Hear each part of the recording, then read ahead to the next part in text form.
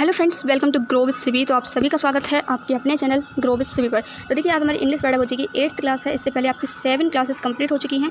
इस सीरीज़ में हम क्या कर रहे हैं, तो इसमें हम कर रहे हैं 2022 से 2023 यानी कि रिसेंटली जो आपका एग्जाम हुआ है उसमें जितने भी आपके क्वेश्चन इंग्लिश पेडागोजी में पूछे गए थे वो सारे क्वेश्चन हम देख रहे हैं डेट वाइज। तो देखिए, आज हम किस डेट का देखने वाले हैं, तो आज हम देखने वाले हैं 29 जनवरी 2023। 29 जनवरी 2023 में जितने भी क्वेश्चन आपके पेडागोजी सेक्शन में पूछे गए थे इंग्लिश के, वो सारे क्वेश्चन आज हम कवर करने वाले हैं। ठीक है, इंग्लिश पेडागोजी में आपके टोटल 15 ही क्वेश्चन पूछे जाते हैं, तो वही सारे क्वेश्चन आज हम कवर करेंगे।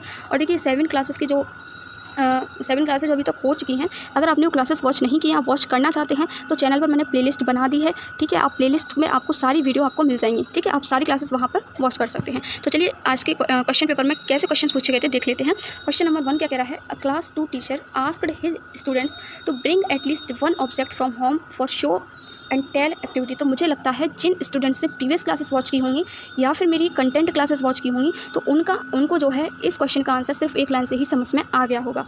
ठीक है, यानी कि क्लास 2 की टीचर क्या करती हैं, स्टूडेंट्स से कहती हैं कम से कम एक ऑब्जेक्ट घर से लाने के लिए, इसको स्कूल में उसको दिखाने के लिए, उसके बारे में कुछ एक्टिविटी मतलब उसको बताने के लिए। ठीक है, he then requested the student to describe the object by holding it, यानी कि उसको पकड़ करके उन्हें क्या करना है, उसके बारे में बताना है। What are these objects resources called in language teaching and language learning. तो इसको हम कहते हैं रेलिया, यानी कि ऑप्शन नंबर आपका 4 जो है यहाँ पर बिल्कुल करेक्ट हो जाएगा। जब भी हम टीचिंग लर्निंग प्रोसेस में अपने घर से किसी चीज़ को as a teaching aid use करते हैं तो उसको हम कहते हैं रेलिया। ठीक है, next question, a method that can only be used if the teacher is acquainted about all methods is, यानी कि आपको इनमें से एक ऐसा मेथड बताना है जो केवल जिस मेथड को केवल तभी यूज़ कर सकते हैं जब teacher about all the method, जब जो टीचर है वो सभी मेथड से क्या हो, अक्वेंटेड हो, यानी कि परिचित हो, वो सभी मेथड्स के बारे में जानता हो। तो इसका जो करेक्ट आंसर है वो आपका ऑप्शन नंबर 4, इसको हम कहते हैं इलेक्ट्रिक मेथड। देखिए, अगर आपने कंटेंट क्लासेस वॉच की होंगी तो मैंने वहाँ पर ये सारे मेथड्स आपको पढ़ाए हुए हैं। नेक्स्ट हम देख लेते हैं question number 3, which of the following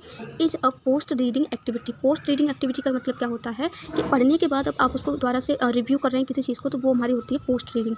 ठीक है, तो वो एक्टिविटी आपको बतानी है कि इनमें से कौन सी हो सकती है। फर्स्ट अगर हम देखते हैं तो draw students attention to the illustration that goes with the lesson. तो ये तो लेसन के साथ ही चल रही है, तो ये तो हो नहीं सकती है ना, ऐसा तो इसमें कुछ हो नहीं लगे। पढ़ने के बाद बच्चे को दोबारा से इसको रिव्यू कर रहे हैं। Asking questions to relate the text with learners previous experience, तो ये भी गलत हो गया। Choose familiar word that are related to the topic and see if student can guess the reading is going to be about. इसमें guessing की बात हो रही है, ये पोस्ट रीडिंग इसमें हो ही नहीं रही है। नेक्स्ट हम देखते हैं, तुम्हारे पास एक ही ऑप्शन बचा जिसमें क्या कह रहे हैं, asking learners to change the end of the story. तो वो स्टोरी का जो चेंज है वो कब कर पाएंगे, जब उसको क्या करेंगे, एक बार फिर से रिव्यू करेंगे। देखिए, जब उनसे कहा जाएगा कब स्टोरी का एंड चेंज कीजिए, उसको कुछ और उसमें ऐड कीजिए अपनी तरफ से, तो वो क्या करेंगे, उसको दोबारा से पढ़ेंगे, स्टोरी को दोबारा से रिव्यू करेंगे ना। तो यही हमारी होगी post reading activity. Option number 4 आपका यहाँ बिल्कुल करेक्ट हो जाएगा। न्यू क्वेश्चन पूछा गया था ये आपका। ठीक है, तो याद रखना पोस्ट रीडिंग एक्टिविटी क्या होती है। नेक्स्ट क्वेश्चन देख लेते हैं, क्वेश्चन नंबर 4। देखिए, इसीलिए मैं आपसे कह रही हूँ 2022 से 23 के जो प्रीवियस ईयर क्वेश्चन है मस्ट है करना, क्योंकि हर साल कुछ ना कुछ न्यू क्वेश्चन ऐड होते हैं और जो नेक्स्ट आपके ईयर में पूछ लिए जाते हैं। ठीक है, नेक्स्ट क्वेश्चन देख लेते हैं, a learner's individual language weakness in a particular topic can be determined, यानी कि एक लर्नर है जिसकी इंडिविजुअल लैंग्वेज वीकनेस, कमजोरियों का पता करना किससे किया जाता है।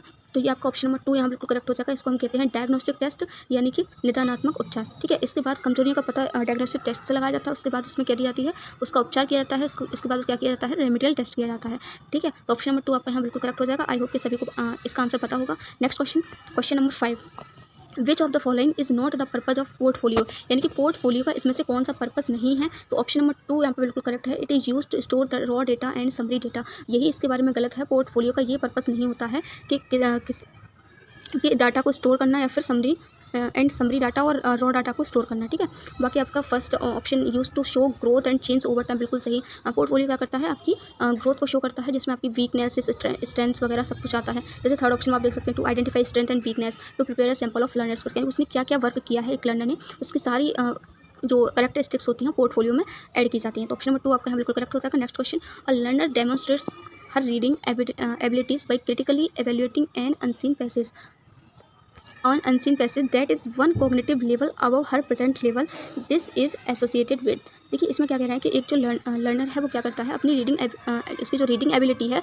उसको क्या करता है, किसके थ्रू एवेल्यूएट करता है, जो मतलब उसका जो अभी लेवल है ना, कॉग्निटिव लेवल, यानी जिस लेवल पर अभी वो है, जिस चीज़ को अभी वो, जिस टाइप के पैसेज को अभी वो समझ सकता है, उससे एक प्लस लेवल के पैसेज के लेवल पर क्या कर रहा है, अपने आप को इवेल्युएट कर रहा है। तो एक +1 इनपुट देना किसने बताया था, तो ये आपको बताया था स्टीफन क्रेशन की थ्योरी में। इसको हम कहते हैं कॉम्प्रीहेंसिबल इनपुट। तो ऑप्शन नंबर 3 जो आपको यहाँ पर है बिल्कुल करेक्ट हो जाएगा। ठीक है, नेक्स्ट क्वेश्चन देख लेते हैं, question number 7 children learning about books and print text through, एक second, children learning about books and print text through everyday activities are the sign of, यानी कि जो बच्चे हैं वो बुक्स एंड प्रिंट टेक्स्ट के थ्रू क्या कर रहे हैं, लर्निंग कर रहे हैं। तो ये जो किसके डेली एक्टिविटीज़ के थ्रू कर रहे हैं, तो ये है किसके साइन है ये आपको बताना है। तो इसका करेक्ट आंसर है ऑप्शन नंबर 2, वो कुछ सीख रहे हैं, इसका मतलब वो साक्षर बनना है। तो इमरजेंट लिटरेसी, यहाँ पर कुछ वो राइटर नहीं बनना है, वो कुछ लिख नहीं रहे हैं यहाँ पर, ना ही वो रीडर बनना है, ना ही गाइडेड रीडर बनना है। ठीक है, तो ऑप्शन नंबर 2 ही आपका है बिल्कुल करेक्ट हो जाएगा। नेक्स्ट क्वेश्चन देख लेते हैं। A teacher asked his learner to flip through the pages of the newspaper and find out which page carries the sport news and list 3 international news headlines this activity is based on। I hope कि सभी ने इसका answer बिल्कुल correct जज किया होगा। इसका जो करेक्ट आंसर है वो है ऑप्शन नंबर 4, इसको हम कहते हैं स्कैनिंग। स्कैनिंग की जाती है किसी स्पेसिफिक टेक्स्ट को फाइंड करने के लिए। यहाँ टीचर ने दिया है यहाँ टीचर ने एक न्यूज़पेपर दिया है, न्यूज़पेपर में देखिए बहुत सारे पेज होते हैं। ठीक है, अब स्टूडेंट को क्या करना है, स्पोर्ट्स से रिलेटेड न्यूज़ को फाइंड करना है, उसमें भी क्या फाइंड करना है, 3 इंटरनेशनल न्यूज़ हेडलाइंस उनको फाइंड करनी है। तो इसको फाइंड करने के लिए उन्हें क्या करना होगा, डीपली पढ़ना होगा। तो ऑप्शन नंबर 4 ही आपका यहाँ बिल्कुल करेक्ट हो जाएगा। Next question, which approach less a lot of emphasis on habit formation पर, कौन सी अप्रोच जो है सबसे ज़्यादा एम्फेसिस करती है वो आपको बताना है। तो इसका जो करेक्ट आंसर है वो है ऑप्शन नंबर 2, इसको हम कहते हैं बिहेवियरिस्टिक अप्रोच, यानी कि व्यवहारवाद उपागम।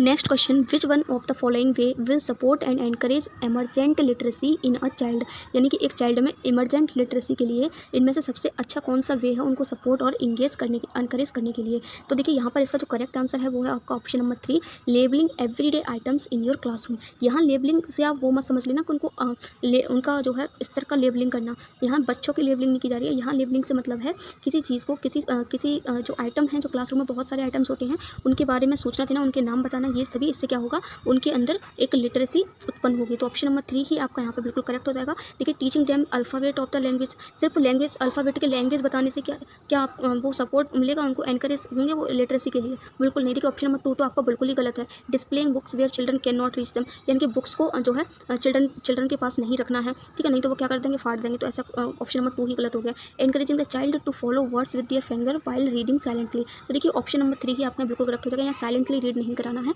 बच्चों से कुछ एक्टिविटी करानी चाहिए जिससे वो एक दूसरे के साथ एंगेज हो पाएँ। नेक्स्ट क्वेश्चन देख लेते हैं, question number 11, to bring words from a child's passive vocabulary to active vocabulary, a teacher should create opportunities to।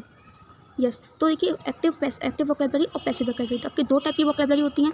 Active vocabulary वो होती हैं जिनका हम डेली लाइफ में यूज़ करते हैं, और पैसिव वोकेबलरी वो होती हैं जिनको हम पढ़ तो लेते हैं बुक्स वगैरह में, जनरली हम पढ़ते हैं बुक्स को तब, लेकिन हमें क्या होता है वो याद नहीं रहते, हम ज़्यादा उन पर फोकस नहीं करते हैं। ठीक है, अब यहाँ क्या कह रहा है, to bring words from a child's passive vocabulary, यानी कि उसकी पैसिव वोकेबलरी से एक वर्ड एक्टिव वोकेबलरी में लाया गया। A teacher should create opportunity to, यानी कि मान लीजिए कोई वर्ड है जो पैसिव वोकेबलरी में है, उसको एक्टिव वोकेबलरी में लाने के लिए एक टीचर को कैसी अपॉर्चुनिटी को जो है क्रिएट करना चाहिए। Use the word quite often, यानी कि कभी कभार यूज़ करना चाहिए। हियर द वर्ड, यानी कि उसको सुनना चाहिए। Know the meaning of words but not use दम ऑफन, देखिए यूज़ नहीं करना चाहिए, तो ना यूज़ करने से तो उसको कभी याद ही नहीं रहेगा ना।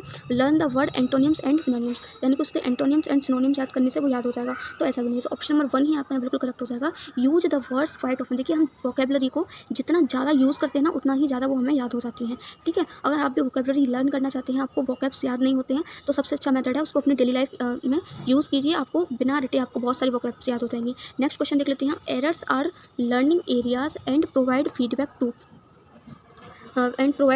तो इसका जो करेक्ट आंसर है वो है आपका option number 3, both teachers and learners, यानी कि ये जो एरर्स होती हैं, जो गलतियाँ होती हैं, वो क्या करती हैं, टीचर और लर्नर, यानी कि लर्नर्स यानी बच्चों और शिक्षक टीचर को कहकर दोनों को ही फीडबैक प्रोवाइड करती हैं। ठीक है, नेक्स्ट क्वेश्चन देख लेते हैं, question number 13, which among the following does not come under meaning based activity, यानी कि इनमें से कौन सी मीनिंग बेस्ड एक्टिविटी के अंतर्गत नहीं आता है। नेगेटिव बताना है।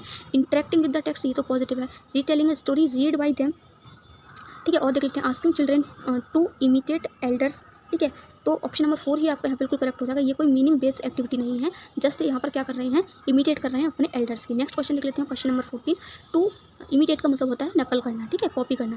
Question number 14, to gauge how well the students understood the chapter they had just read, the teacher left out every fifth word and asked her student to fill in the blanks in the summary, what is this test known as, तो इसका जो correct answer है वो है option number 3, इसको हम कहते हैं क्लोज टेस्ट। ठीक है, देखिए आपने देखा होगा जब भी मान लीजिए कोई सेंटेंस लिखा हुआ है, अ क्लास इज़, उसके बाद ब्लैंक कर दिया, फिर आपका कुछ लिख दिया, देयर आर मैनी, फिर आपका ब्लैंक कर दिया। तो इस तरीके का ये जो एक पैराग्राफ होता है जिसमें बीच बीच में आपकी फिल इन द ब्लैंक्स होती हैं, वो हमारा होता है क्लोज टेस्ट। ठीक है, नेक्स्ट हम देख लेते हैं, लास्ट क्वेश्चन है आज का, एज पर निपुण भारत मिशन, लक्ष्य यानी कि टारगेट्स अर्थात I the meaning sorry the learning goal of FLN mission for literacy at the end of grade 2 are. तो इसका जो एम है वो क्या है FLN का, वो आपको बताना है। तो read with meaning 45 to 60 word पर मिनट, तो यही आपका यहाँ बिल्कुल करेक्ट हो जाएगा। ऑप्शन नंबर 1 आपका यहाँ पर बिल्कुल सही है, यही टारगेट है किसका, निपुण भारत मिशन का।